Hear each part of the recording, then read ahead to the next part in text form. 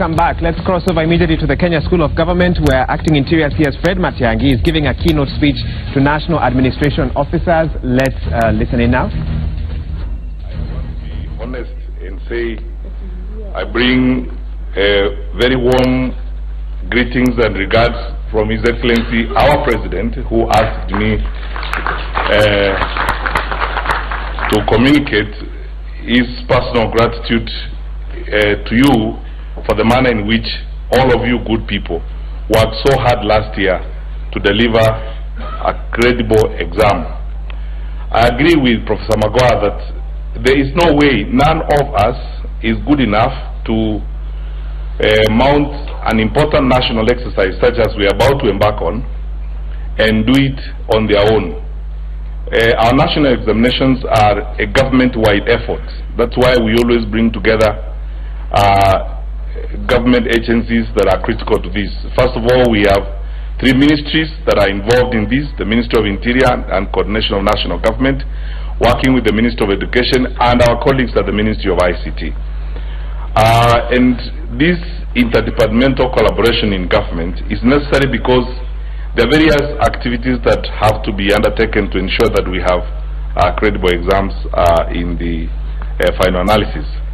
So we are very grateful that this worked very well for us last year, and we have no doubt, despite the circumstances we are doing this this year, that we will also succeed.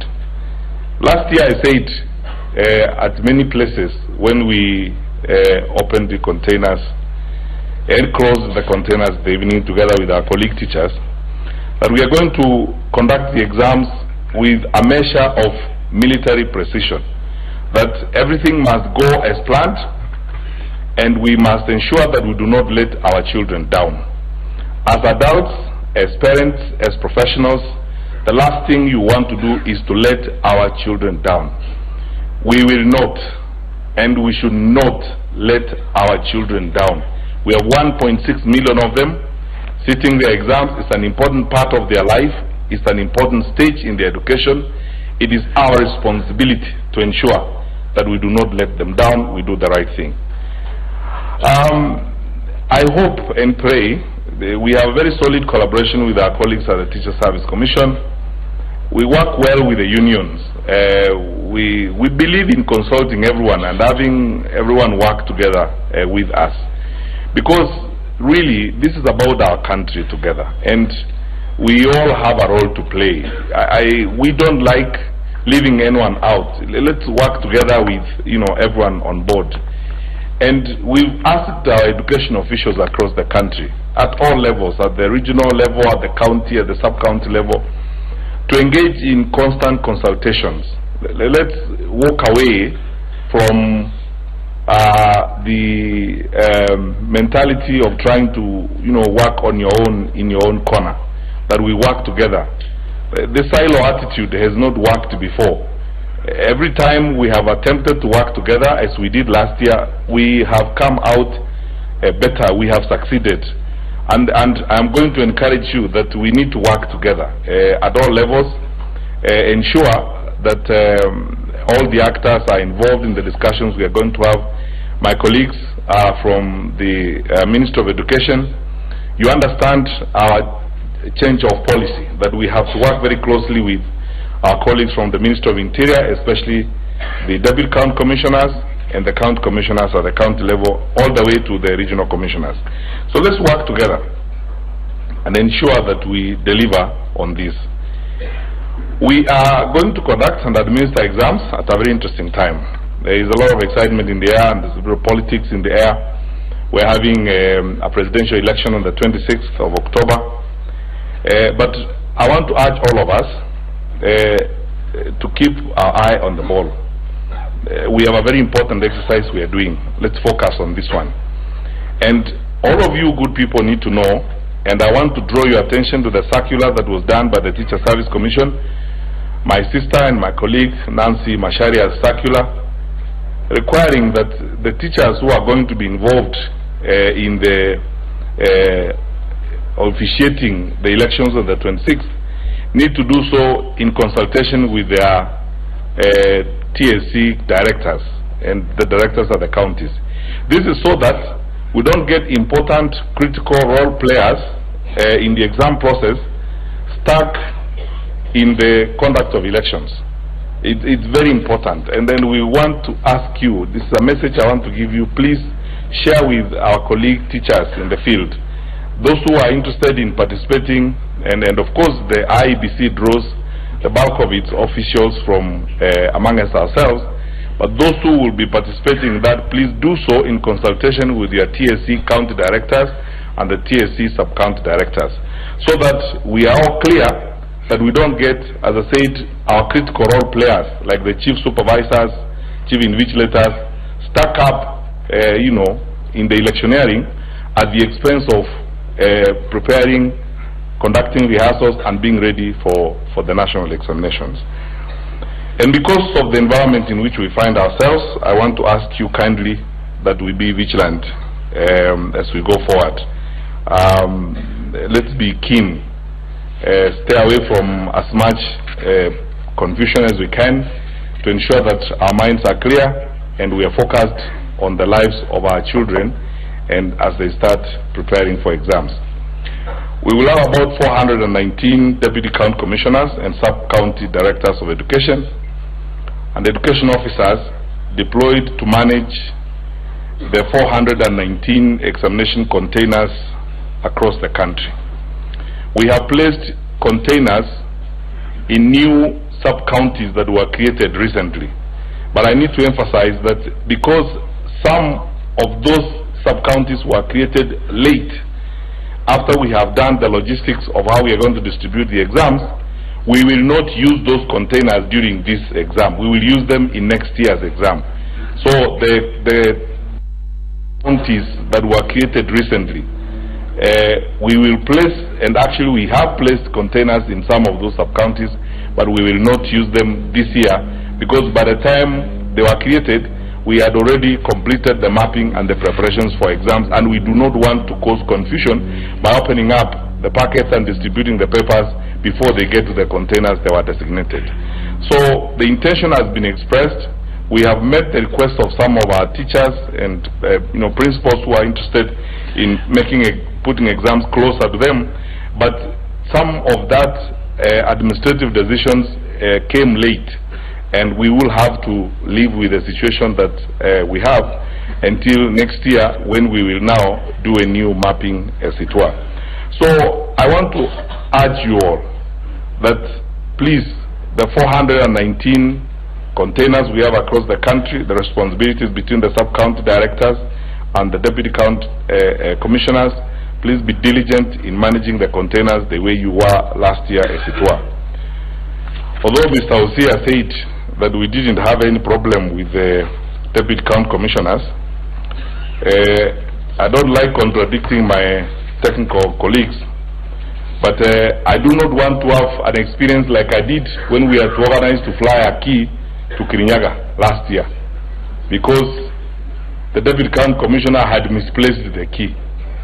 So we had to find a way of flying someone who's going to open that padlock and the key to that place. I do not want to be subjected to the horrors I was subjected to late in the night by a deputy county commissioner in Nakuru, who also had gone to enjoy and left the key with someone junior, and that someone could not trace the key, and we had to scamper around looking for a way of ensuring that our people are in Nakuru in good time with a new key and to manage the opening of the container on that day. I remember with a measure of regret, because sometimes we have to be sympathetic to people, that we had to dismiss the sub-county director of education in Isinya last year because of misbehavior and because they manhandled the responsibilities that they had. Sometimes leadership brings those kinds of challenges and realities.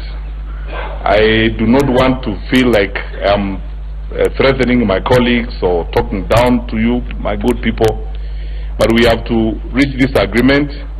We must deliver on the assignment we have, and we will not play monkey business about it. we have to get the work done. I do not mind, again, repeating what we did last year. I agree with what Mr. Osia said. Our policy is very simple. This is one of those assignments we cannot play games about. I would be very happy, and I would not mind repeating it again. It is something that we would like to avoid, but if you get us to that point, you leave us with no choice. Like the case we had with the Sub-County Director of Education in Isinya last year. Because if you understand the enormity of the assignment you have, the lives of our children are dependent on this, you cannot be reckless enough to go and have your drink and enjoy yourselves, and you cannot trace the key to the all-important container around your life. So you have to we have to live with this reality.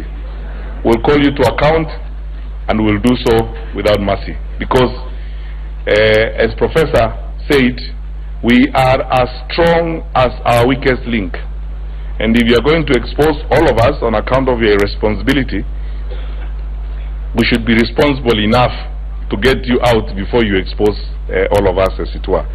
But I know, I mean, looking at the magnitude of this exercise and looking at the level of success we registered last year, I have no doubt in my mind that we will do it again this year. I have no doubt in my mind. That was, you know, a good way of learning.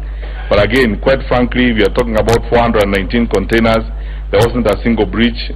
We had only challenges in 3 containers where, again, it was not a breach. It was a case where officials had misplaced the keys. We replaced the keys. I think we can say we had a near 100% success in protecting the exam, and we thank God for it. So we will continue with the national monitoring of the exams as we did last year. All of us will be out. Our senior officers from all the education sector agencies will be out. Our colleagues from TSC, Kenya Education Management Institute, same as there, Kenya Institute of Curriculum Development, all the directors, all the senior staff, and myself, the PS, will all be involved in monitoring the exam this year, sorry. And as soon as we begin the exam, you will see and we will meet many of you in the field. This is because we believe that we cannot prescribe things to you that we should not be able to do ourselves. So we will wake up with you. We will wait long hours with you at the containers so that we experience and suffer those challenges together, so that we experience and ensure that the right thing is done for our children. And it gives us a fantastic opportunity to interact with our teachers and to be sure that we are truly serving our children. That is the job we have been given to do. We should do it with happiness, because we are not only serving our children, but we are serving our God through serving our fellow men. So, good people, we will wake up together. Don't think that we are prescribing things to you that we are not going to do. We will be together.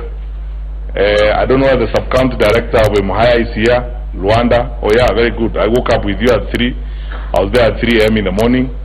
I was in Taito Taveta at 3 a.m. in the morning with the sub-county director. I was in all manner of places at the time that we were expected to be. Kisauni, 3 a.m. in the morning, Kambiamoto, and many places in this country that it gave me an opportunity to also understand and know the country. So we will do the same. That's how we are going to work this year, and by God's grace we will go everywhere. You'll see Professor Magoa everywhere, Marsabit, Wajia. We will all be together and making sure that the plan we have put in place is effectively implemented. Lastly, I want to say this, that you know, initially when the IEBC had told us that the elections would be held on 17th of October, we didn't have a problem with that. But when the date was moved to the 26th, is posed a challenge for one paper, Home Science 441/3, which is the practicals for our home science students, which was scheduled to be done on the 26th. So we moved it to the Monday 30th. And that is the only change we have made on the timetable. Otherwise, the timetable remains intact as it was. You good people, more than anyone else in this country, understands that it would be disastrous if we moved exams even by 1 week. We will hurt our children, because when you look at the number of teachers we need to mark the exam, and if we were to move the exam by a week or two, we'll be confronted with a harrowing experience of having to lock exams in the shelf so that we mark the exams in April. And what that means is that results are not available until June, and our students in Form 4 will have lost a whole 1 year in their university programs.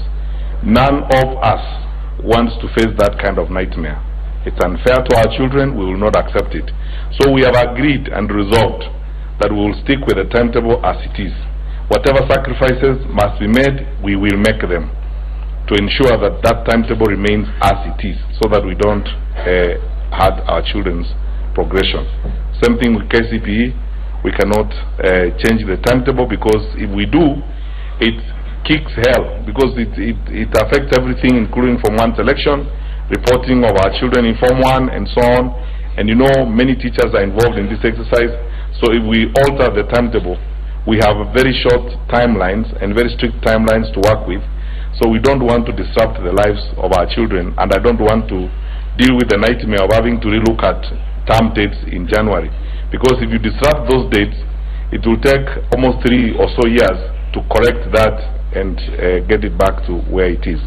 So I want to assure you, and I want to assure the country, that we will make all the sacrifices necessary to ensure that the exam is administered, conducted at the time it was scheduled to be conducted. And all of you, my brothers and sisters, it is time for us to make that important contribution we must make to the lives of our children by ensuring we do that.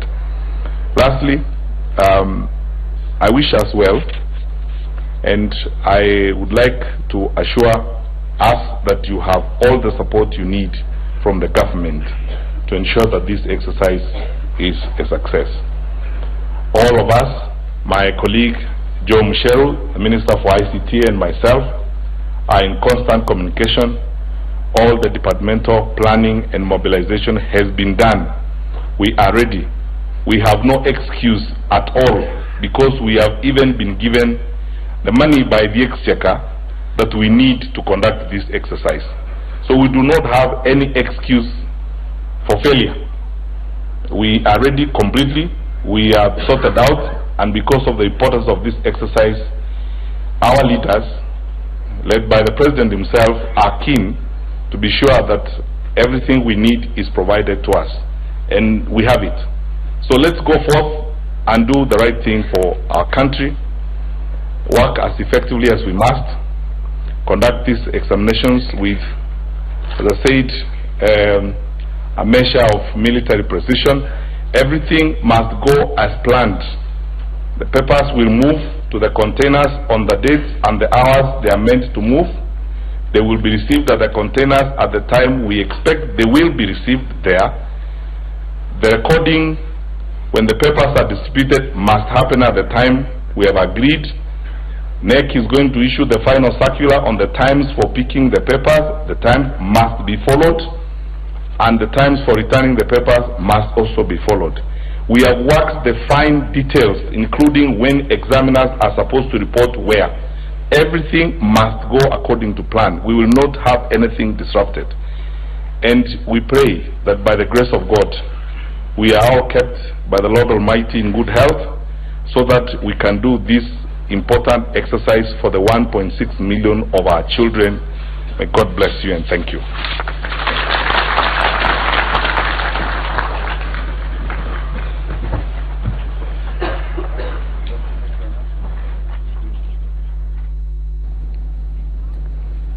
That was Education and Acting Interior CS Fred Matiang'i addressing more than 100 senior security officers, Ministry of Education officials, and Kenya National Examination Council officials talking about the upcoming national exams. They touched on how they will secure examination materials, they're also looking at how they will gather necessary intelligence to deal with exam cheating and other malpractices. Of course, the CS also spoke about the effect of a delay in the marking of the exams.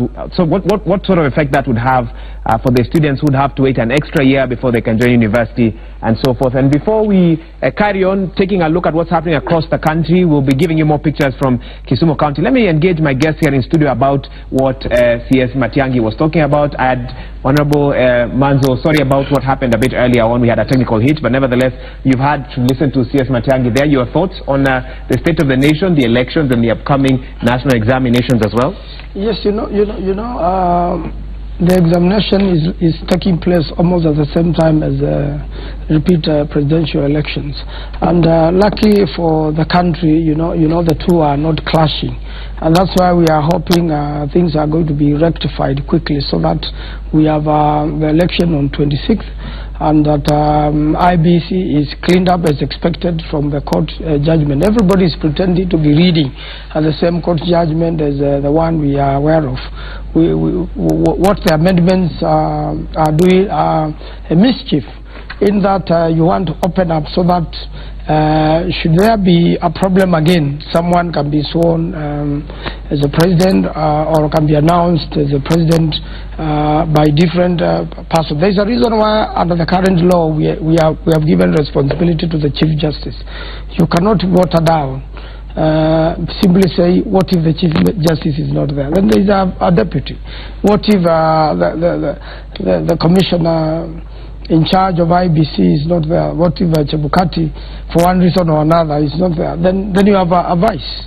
And the system is already good, so efforts to tamper with it just before the election, honestly, is not in good faith, and it should be very consultative, so that you carry the two sides on board, and that's actually the role of IEBC, because the stakeholders to an election are the two political parties and the two candidates. Okay. There are no other stakeholders. Huh? Yes, I mean, they are the main ones. They are the main stakeholders. And their supporters. Okay. The protagonists Joy, go ahead. They are protagonists in this. They are players in this. The people who are electing them are the main stakeholders. We are the ones who need a president. It does not have to be either of these two gentlemen. It could be me. I could be the president of Kenya. All Kenyans want is a leader. So for the president and for the Honorable Raila to behave as if they're the ones who matter most in this process is actually erroneous. And that's why we're in this trouble, because we are behaving as if it's just two people's ambition that ought to be protected. It should be about the Kenyans. They are leading us. They're not doing this as a frolic of their own. Somebody said if you take a walk and there's no, if you're trying to lead people and there's no one following you, you're simply taking a walk. So if the political people forget that they're leading Kenyans, then they lose the plot. And that's why you find people get to a place where they're tired, and we are fighting voter apathy. There'll come a generation that will not be interested in politics because of what they're seeing now. We will be urging Kenyans to participate. Really, if this is when you talk about hardline stance, this is the problem. Because You've if had this a is hardline stance statement. Because if this is the thinking in the camp, then no wonder we are in this quagmire. Clarify, because I need to clarify. Yes. You see, right now we have only two candidates cleared, and this is from the court judgment. So there are no other interested political presidential candidates. You have only two, and there are two political parties, and those are the stakeholders to the elections, which is presidential, which is coming soon. Okay, you wanted to briefly, because you've eaten into Michael's time. Go ahead. First and foremost, the stakeholders in any election, all power belongs to the Kenyan people. So the stakeholders are 44 million Kenyans, including the ones that cannot vote, because they are the ones who hold power as citizens of this country. The second thing, just picking off on what Matiang'i has said, it is interesting that we trust the government to hold elections. We trust the government to keep Kenya at peace. but we become totally untrusting when it comes to elections. This is the height of madness in this country, that we trust individuals to be able to reform our education sector, which has been a problem for years, and we cannot afford the same trust for each other. The truth of the matter is this: if we are going to get out of this, Kenya must wake up and realize that there is a world after 26th. The world is not going to stop turning around on the 26th at midnight. Life must go on. How that life will be is what we need to focus on. These shenanigans we are doing right now are just leading our country into a place where we feel like the Honorable has said, that without two people we cannot have a country. Let me tell you the truth. As a matter of nature and law, President Uhuru Kenyatta will step down in 2022. That's how it works. So if we are acting like we cannot live without him now, depending on how this election goes, yes, of course. Depending on the election, we may lose. But the point is, let him finish. My point is, as a nation, we must get to the point where we are okay with a world without Raila, and we're okay with the world without Uhuru. That's how the world works. That's why we're in politics. That's why it's a democracy. Okay. Michael? As much as my friend Mark says, you know, we may not be in our sane position as a country because we are trusting Matiang'i to do the exam nicely, and he did it very well last year, but we can't trust independent electoral boundary commission simply because I want to be on the other side. You know, it's in this country where we have impunity of the highest level. IEBC, even in the past, has been accused of corruption. We know of the chicken gate. Nobody went to court. People were jailed there.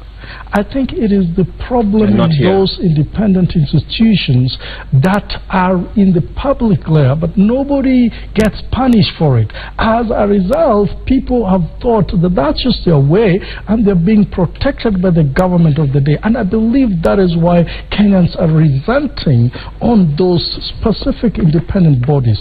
Now, let me come back to what Matiang'i has just said, and I want to comment on it. He said this examinations will be done nicely.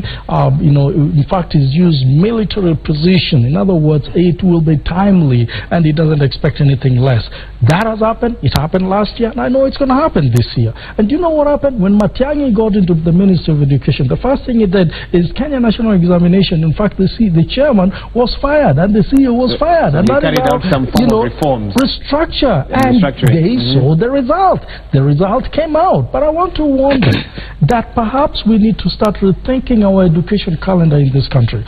Reason being, we don't know what will happen, as we are saying. On 26th of this month, actually, we don't know what will happen. If that election goes smoothly well without any problem, the exam will start on the 30th. But what about if it doesn't? Then this rippled effect will take place. And by the way, it will affect next year National Examination Council. Perhaps we need to reduce our Examination Council, a date to July, like in the other countries where before you go for summer, people have already done the examination, knowing very well that we are having our elections and it will come every year in August, so that if there is a problem, and as it is, unless we really come to our senses and really work in serious honestly on our institution, especially the ones that are conducting election in this country, we will never get it right unless we, with great sobriety from both aisles of the divides and the political divide, come together and say, let's call wrong wrong and let's call right right, which we do not want to accept in this country. In fact, in this country, if you belong to Jubilee, even if it is death, you call it right. We just saw what happened at you know, with our student at University of Nairobi. You can see the IG coming out and defending. I had the spokesman, the government spokesman, Manoa Supisu, yesterday, saying there were tags in those domes. We didn't see the tags. We saw the students. How could he know that if he was not there himself? Of course, he's privy to the investigation that goes on in this country, but you can see that those are students and saying, we were clobbered, we were molested, we were sexually abused. And you can, first of all, we need to say, well, we condemn such things, but we have to bring this thing into book. For example, you had Kisumu. people's houses being burglarized and being removed from their houses. Is this a trend of the government so that it proactively defend them from their homes so that they don't come to the street? Go up to their domes. We can't accept. If it is wrong, even Jubilee need to say it's wrong. If it is right, even NASA need to say that it's right. It doesn't matter where it comes from. And I think that's where we need to come as a nation. Okay, Senator Cherargei, we need to take a short break, but I'll allow you to give your comment before we do. I want to comment CS Matiang'i. I think there are many things that Jubilee are doing. We are doing very well, extremely. It's not even in education sector. Talk about SGR. Our performance since independence is unmatched by anybody in East Africa and Central Africa.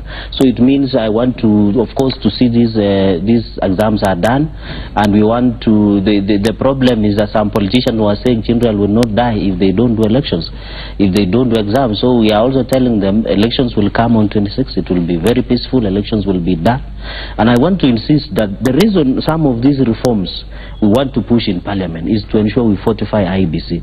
The reason, if you have noticed, the people who always insist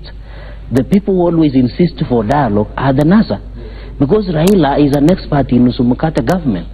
So they are trying in all sense to ensure they come and partake in, because they know where the government is, they want to be part of the government, and that is why they always insist that they want to have a dialogue, because there are already mechanisms in place. The IEBC did not have a problem sending a delegation from both sides. It is them who worked out after increasing the reducible minimums from we don't get the number up to remove the bill, the other time remove petition from Maraga, or do this, remove so and so. And let me, I think Mheshimiwa said something about private prosecution. Even before the judgment was read in full by the Supreme Court, the NASA had 12 people they wanted to prosecute. They had ethnically profiled them from the Kasaid, Torore, Mohati and the rest. How comes they were aware of those people who are found culpable, and yet they had not even read the judgment in full? It means NASA and judiciary went to the same bed, and that is why we have a problem the way we have as at now. And that is now I needed to take a break, but you're forcing me to have to give Honorable Manzo a brief response. But even as you do that, live images now from Kisumu City, you can see young people there. I think they're washing their faces possibly because of. But we are not seeing the governor of Kisumu or even the senator. And so those are the pictures. Senator Cherargei, hang on, Senator. Those are the pictures that we have now. Honorable Manzo, go ahead. Yes, I just want to say first of all, there's at no point did NASA interact with the judiciary, and you know that's a serious allegation. It should never be like that. And you see, even when the judges made their decision, you could see Jubilee went on to abuse them. And in fact, the abusive the great he was, the president used, has never apologized for them up to today. You know, we must respect institutions. I can assure you, if we presented a bogus petition before the Supreme Court, it would have been dismissed. The matters, we have researched very well. We know all the suspects. We are not going to spare the suspects, because there is no way you will have an election. But we are not an investigation. Hold on, Senator. There is no way you will have a, you know the moment you are doing private prosecution, at that particular time you are investigating, and at the same time the court allows you to be able to present your case. The court gives you leave. After you notify the DPP and the DPP is unable to perform, the court gives you leave. So we want all of us to respect the law, to respect the Constitution, and the most important, as the Chief Justice said also, respect the law as a nation. The moment you begin doing shortcuts, it's not going to have a place in this country. And that's why we are saying on 26th, there's no need to have an election if nothing has changed as ordered by the Supreme Court. Thank you, Honorable Manzo. I'll have to insist to take a short break now. When we return, we continue focusing on the anti-IEBC demos, and we'll keep taking you back to Kisumu County. We'll also take a look at the police force. How much pressure are they under after the allegations of police brutality last week? We carry on with that discussion with my guest in studio, and we continue focusing on different activities around the country on the third hour of Citizen Extra Live on Citizen.